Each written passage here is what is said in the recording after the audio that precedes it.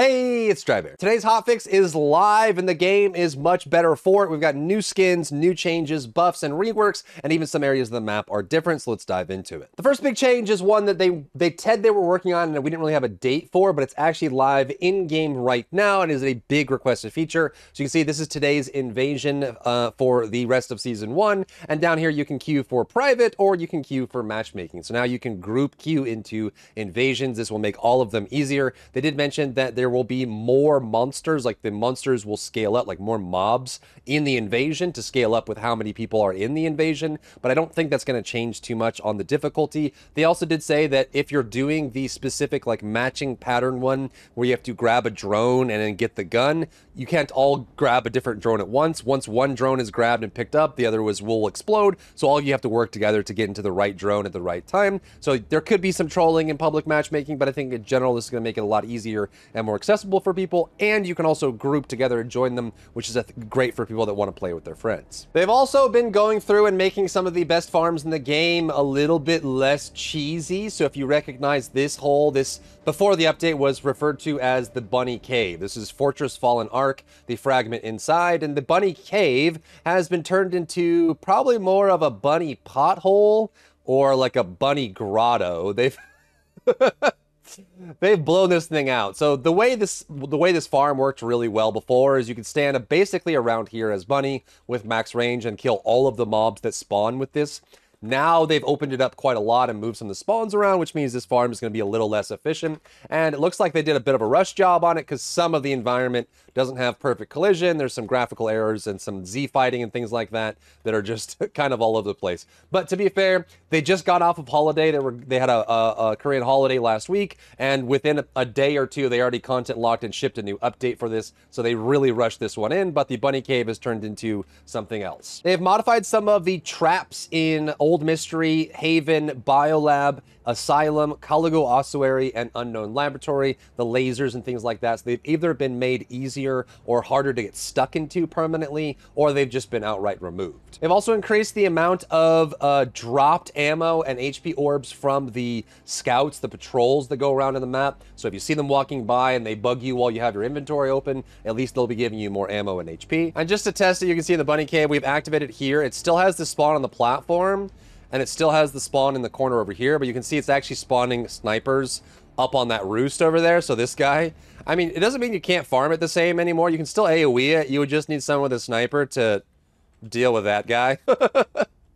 So there you go. Then we've got some character-based changes. A lot of reworks here specifically for Freyna, Kyle, and Esimo that we'll go through, and I'll probably break these out into different videos because there's some of these are pretty in-depth on the impact for the character and how they impact their red Transcendent mods as well. But at the highest level, Eugen's, or Eugene, depending on who you want to call it, hyper-reactive healing ground skill now heals HP after granting purification rather than before. It's a nice little cleanup. It helps in some situations, which is cool. Then they improved the Freyna, Kyle, and Esimo overall. All right, so let's start with Freyna. Freyna's main problem that I would argue, at least from a game designer's perspective, is that she had a bunch of different damage over time effects. All of these damage over time effects could have different subsequent values and scaling values, and all of them were mutually exclusive to each other, which meant that as you put them out, they would constantly block each other from applying, and you would lose out on a ton of damage because you wouldn't be able to stack or have the dots coincide. So their solution of the three that I had listed in my video like a week or two ago that they decided to go with was going with the option of creating a unique dot name, like a unique identifier dot for each of the sources. So now each of your abilities doesn't apply poison, it applies its own dot that has its own unique name, and they can all stack together on the same target. So your one applies a dot called Panic, as well as Room Zero, and applies a Toxic Puddle, which does poison damage on its own without applying the dot. Your 2 applies a dot called Despair and Room Zero. Your 3 applies a dot called Putrid. Your 4 applies a dot called Nightmare. So you're able to apply these to different targets, and the way they changed it is so that when Room Zero, so I have no red mods equipped right now, when Room Zero, with the target Room Zero dies, it will create a Toxic Puddle, which is the one from your first ability. So this puddle will come down when you kill a target. And then on top of that, Room Zero inflicts damage over time and grants a 5th dot Toxic Reaction reaction from your passive. The strange part about this, and I'll have to dive more into Freynet to get this like fully vetted out to see what's going on here, is there are some oddities with the red mods, like Neurotoxin, for example. When you put it on, takes away all the unique dots, but doesn't make Room Zero better. So you're actually now just getting this for attack reduction and weaken regeneration. Before, this was her best mod because it made all of the poison effects go away and it made Room Zero better, which means that the poison effects weren't fighting with each other and you could focus on Room Zero. Now it removes all of the unique effects like Putrid and Nightmare and all of those, and it just has Room Zero without the damage increase. So there's going to be some testing to see exactly what the red mods are worth right now and which ones are going to be the best. There's some oddities with like Venom Synthesis and stuff like that, so I'll leave that for another video. And real quick to show what's going on here, it's not that the dots themselves get applied directly, so you can see that he has Room Zero on him right now. It comes from Room Zero spreading to other targets. So because these targets have Room Zero, they will spread the panic from my first ability to the other characters. And also, if these characters, if these enemies die with Room Zero, they will create one of these toxic puddles, which will apply Room Zero and deal damage as well. And you can see that if I use my 3, they're going to apply Room Zero. That Room Zero is going to apply Corruption to other targets as well. It's a different dot, and the same thing goes if it falls off. Now, Room Zero, like, they still haven't solved the problem of dots updating each other, refreshing, or stacking with themselves. They've simply just removed the mutually exclusive issue that they had. So you still have the problem right now where, like, if I throw my 1 out and applies Room Zero, and then I tried to apply Room Zero with a different ability, you'll see that the Room Zero doesn't update, right? So you're not going to get the same value out of that. You're not going to be able to get to that reapplied. So you're not going to be able to get the same value. So you still have issues with that in general, like different pieces coming out of these. So you're still going to have to think about that, and we'll have to do some testing to figure out what is best. But it is significantly better. Not only are their dots overall better, minus the dot from the ultimate, which had to change because of these changes, you're getting more dots stacking at once. So her overall effective damage has skyrocketed with this change. Moving on to Kyle, this is actually a little bit less than I was hoping for. I was hoping for maybe some scaling changes on him and maybe some improvements to his dash effect to make it a little bit more consistent. But we did get some better improvements for the way his shields work, cooldowns, and things like that. And I think overall he's going to feel better, but I would still argue that there's still more changes that need to happen on Kyle. So they decreased the shield recovery from Experienced Technician,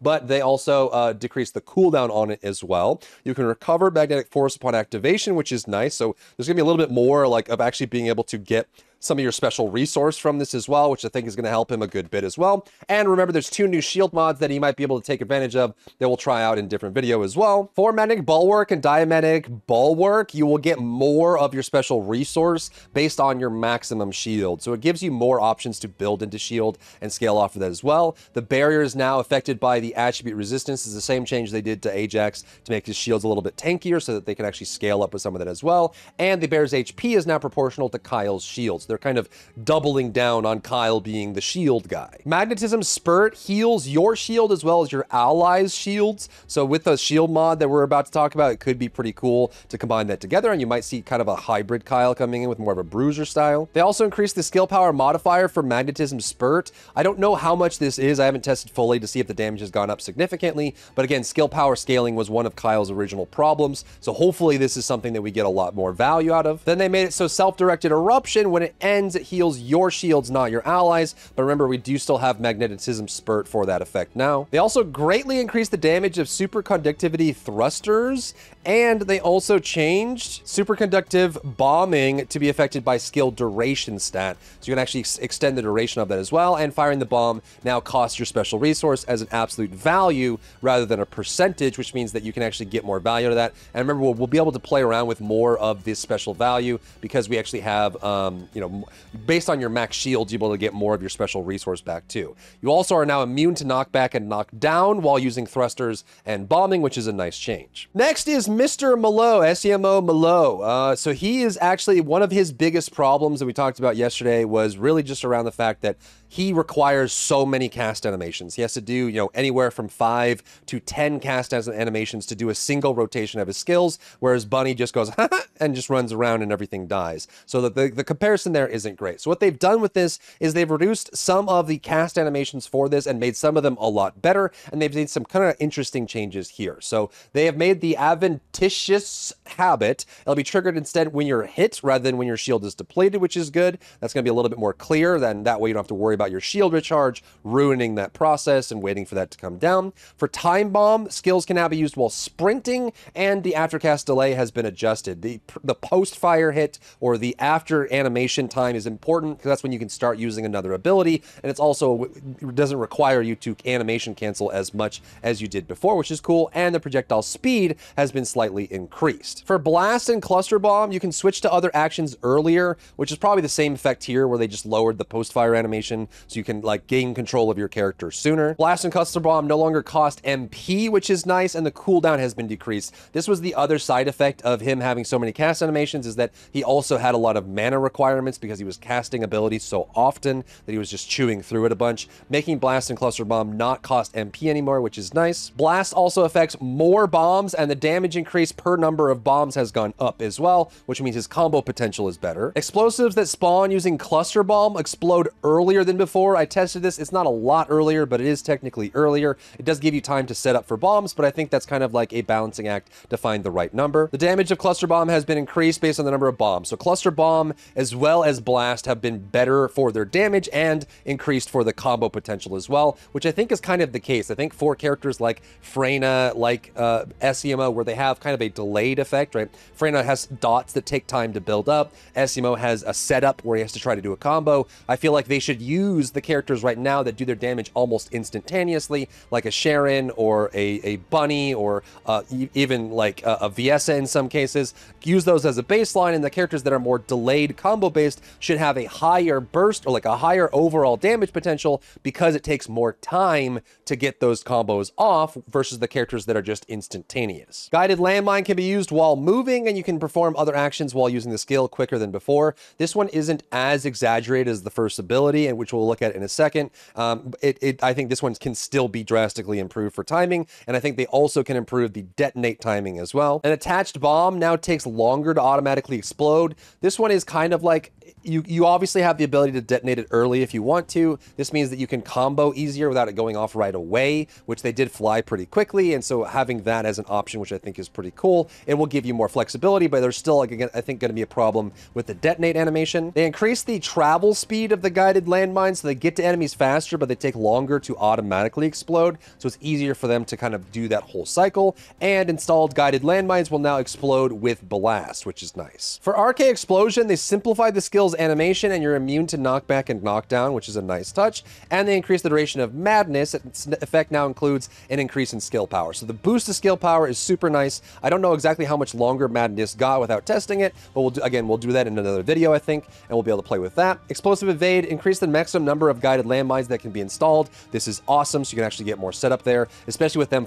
traveling faster in the air is going to be really nice. And then for his Run and Boom, you can now use the skill while moving, which is awesome. You have to stand still to activate it. It can be stacked now, and the cooldown has decreased slightly. And then an installed explosive program is now properly affected by SEMO's HP and defense, and its damage has been slightly reduced. And then for his ultimate, they simplified the skill and animation. I think for this one, they definitely could have done a little bit more with this, but again, they got the immunity to knockback and knockdown, which is cool. The number of bombs that affect Blast will skill when equipped with the Creative Explosion skill module has been increased. Another nice increase there. Decrease the skill power modifier, increase per stack, because they increased the damage of it, and then increased the duration of Madness and increased the amount of cooldown decrease that's on it. So overall, I think it's a massive improvement to SEMO. So you'll notice, like, if you see from my shoulder mount, the firing of my first ability here, you can see how fast it is now. So you can actually get some pretty good speed on these to detonate. These will detonate a little bit earlier as well, so you can actually get these out much more rapidly. Not only that, but you can do this a lot more easily while jumping around and shooting. And on top of that, you'll be able to get into new actions without having to animation cancel every single one, which I think is a nice touch. You see they're starting to explode already, so a little bit faster than it was before. The one thing that I would like to see changed in the future still is that his detonate animation, I still think that needs to be like damn near instant. Like the whole like fingering the sky thing like this, I feel like that's way too long. It just needs to be a snappy like detonate now and go. For the guided landmines, you're able to put these down a little bit faster, and you can actually get moving faster as well on top of that, which is really cool. So you can actually combine these together with your shots and actually get some nice mobility on it. it. And again, remember that not only did the damage go up, but the combo potential went up because the damage for number of explosives has gone up as well. So you can get a lot more value out of these in combining them together. And on top of that, you can now use his ultimate a lot cleaner. You can get into it without having to stand still. The mana consumption is going to be lower as well, and you're able to use all of these together. So I think in general, a nice improvement to SEMO. I still think he has a little, his damage is probably still a little lower than it should be for how much setup he requires. And I probably would love to see his second ability, the detonate, be still way faster than it is. Almost like no animation, just he presses a button, like he's got a switch and he hits the button and it blows up immediately. Having to do his little cowboy rodeo thing, I think that's way too long for how much, especially since they don't even blow up right away. There's a delay for that anyways. Then 2 new modules have been added to the game. Neither of them are what they say in the patch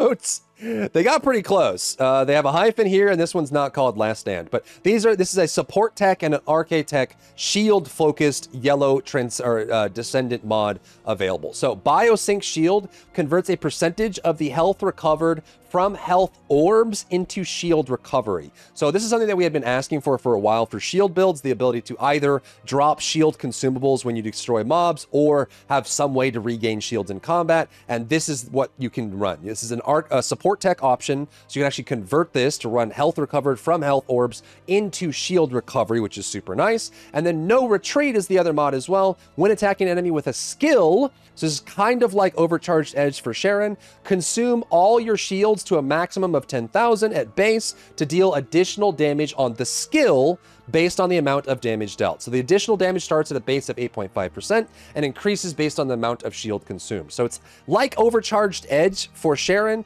but in this case, anyone can use it. You can consume a portion of your shields to increase your skill damage for another attack, which again, with this and some recovery and some other shield options, could create some nice boom options because it is an arcade tech. Now keep in mind, there are other arcade tech, and this is mutually exclusive with the arcade tech category. So you are getting skill damage from this, and you're exchanging this out for other arcade tech damage. So it's not like a free gain, but it is an option for shield builds to get some skill damage on top of it. After activation, restored shield equal to a % of the max shield per second for 30 seconds with a 30-second cooldown. So not only do you get a single skill boost on whatever skill you want to use it for, but also you get some nice shield recovery combined with Biosync Shield.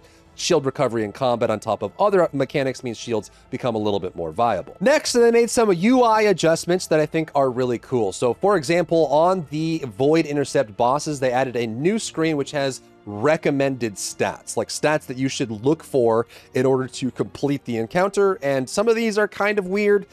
I feel like they're a little misguided, but they are good as a baseline to see where people should be lining up. So it gives you a recommended DPS, a recommended HP, a recommended shield, a recommended defense, and a recommended resistance. In this case, we know that defense has severe diminishing returns. So 55,000 defense is probably a bit overkill.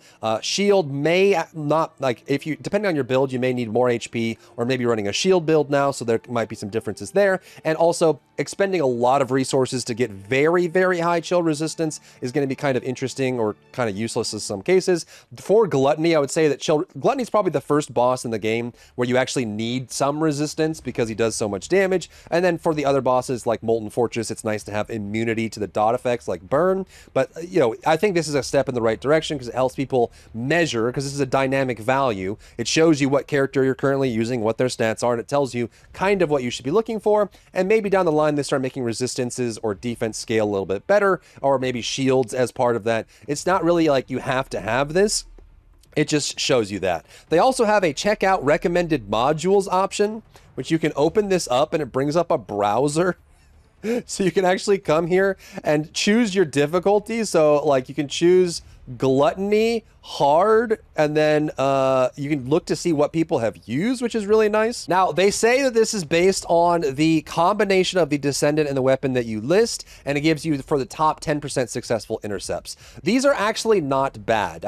There's some issues with some of these based on the builds themselves, but they're actually not bad, and they're pretty nice to be based on how it is. So it looks like they do have some database tracking to see what people are running. Having this as a resource, I think, is really, really cool, because not only do you have the ability to choose any of the characters in the game. So if you're trying to run like a Jayber or something like that, you can figure out what Jaybers have been running that ended up doing the boss and completing it, as well as the builds for weapons. So you choose your favorite weapon, choose your favorite character, figure out what they're running for that, for the kill on that over the last 7 days, and you'll actually get some nice, okay builds that are actually pretty close to what you would expect for these, and it would be a good reference point for a lot of people to figure out what they should run in these, or at least have a reference on that, on top of having a reference for stats. So I think this goes a long way to helping players that might be stuck on some difficult battles, figuring out what they should do next to make their character better. Ultimate weapons can no longer be filtered as junk automatically. There's no setting that you can change to make them be junked automatically.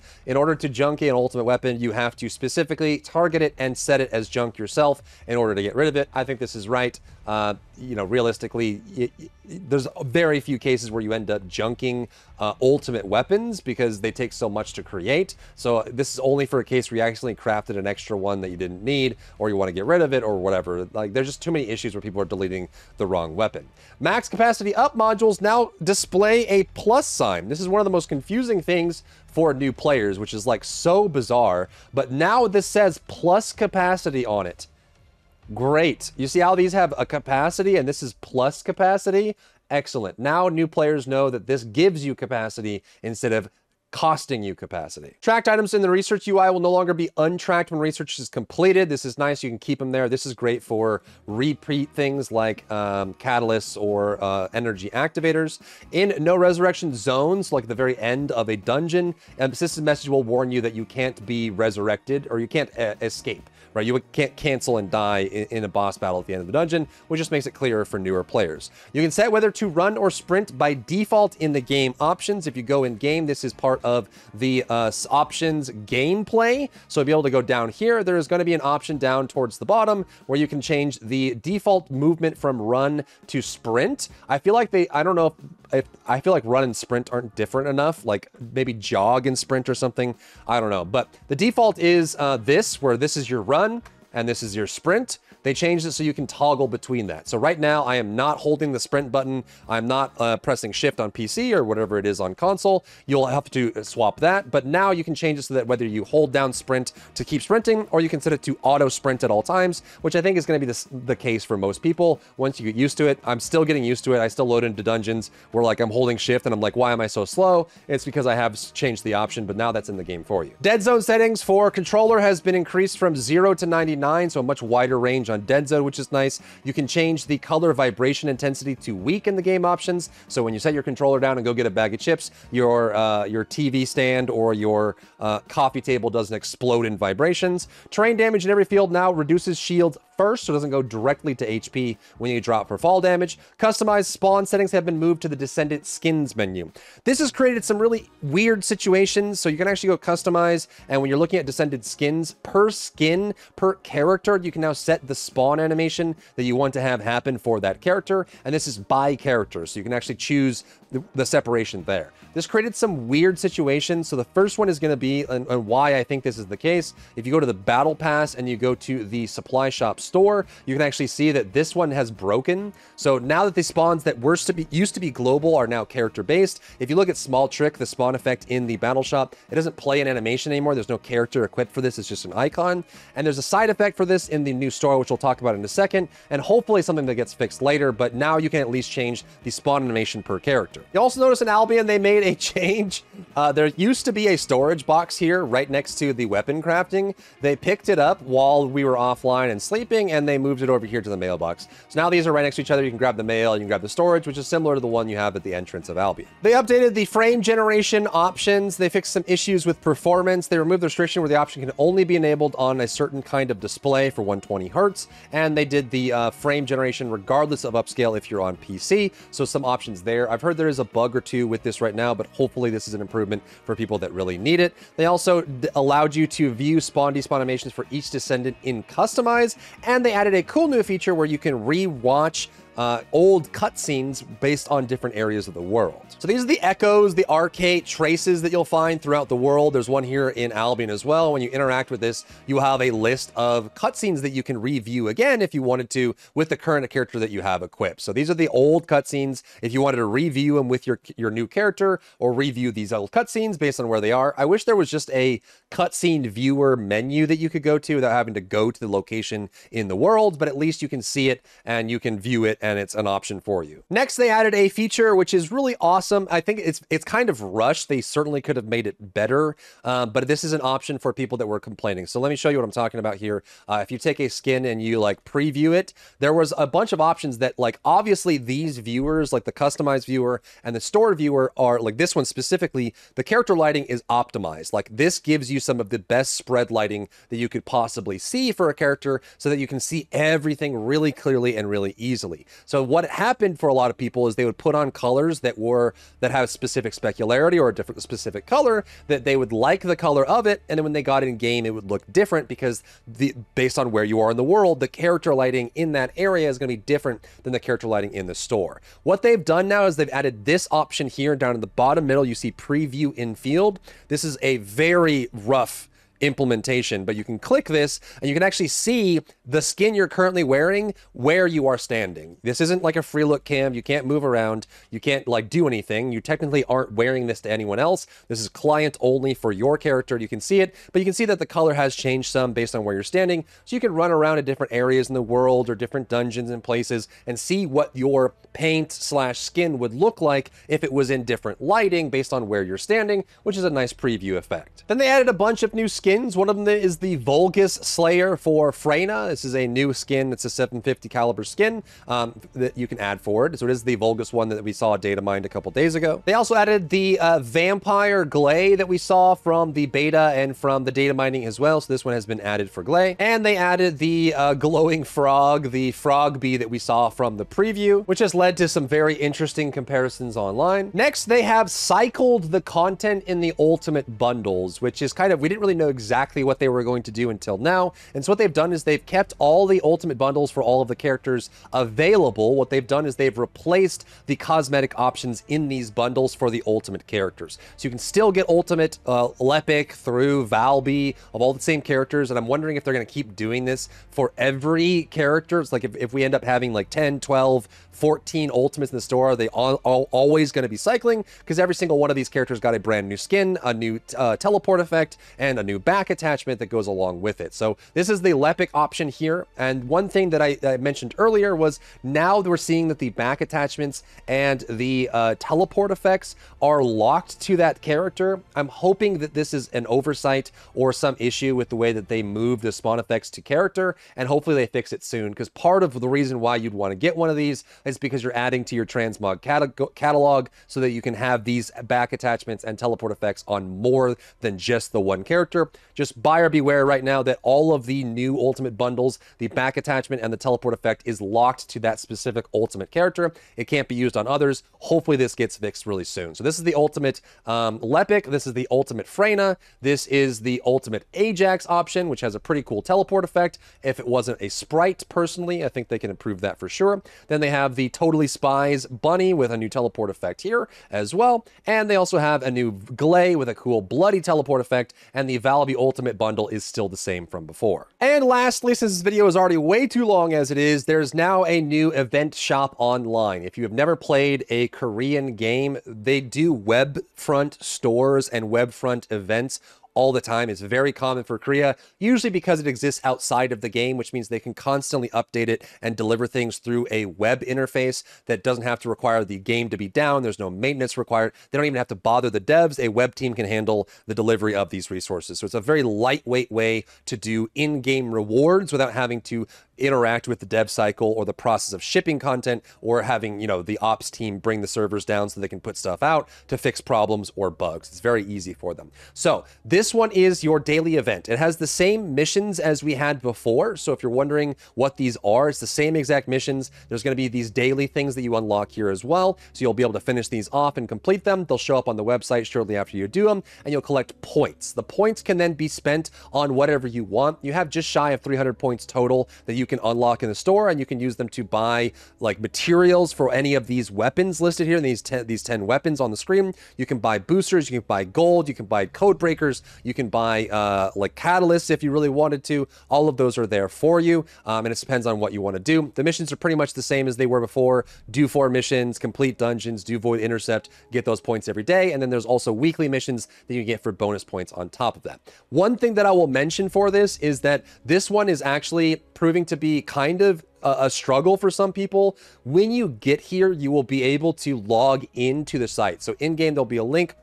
You can also find this online on their Discord. You'll find the Freyna and Vault shop. I'll link it down below for you. When you get here, you can either log in through your Nexon login or a guest login through Steam, PlayStation, or Xbox. I recommend using Nexon. Everything works better if you have your Nexon login, but I know there's a lot of people out there that haven't linked their Nexon account yet, and they've also had problems in the past where if you link your Nexon account, your account progress gets reset, and you have to contact support. So just you be aware of that. But if you've already linked to Nexon, I recommend logging with the Nexon. All of their stuff works better with their Nexon login. It's just the way that it is. And then you have your guest logins there as well. And if you found issues with this, or you found solutions with this shop, drop those in the comments down below so people can kind of get those issues, and I'll try to boost comments that help people out with that as well. So be sure to check the comments for any tips and tricks on this, because there's definitely a lot of issues on different platforms that people are complaining about, and there might be new solutions popping up every single day. But that's the whole patch. There's also a preview for the October 10th and some other stuff we got to dive into, but this video is already way too long, so I'm going to cut it here. If you found value in today's video, leave a like down below, leave a comment for the algorithm to help this video get seen by more people,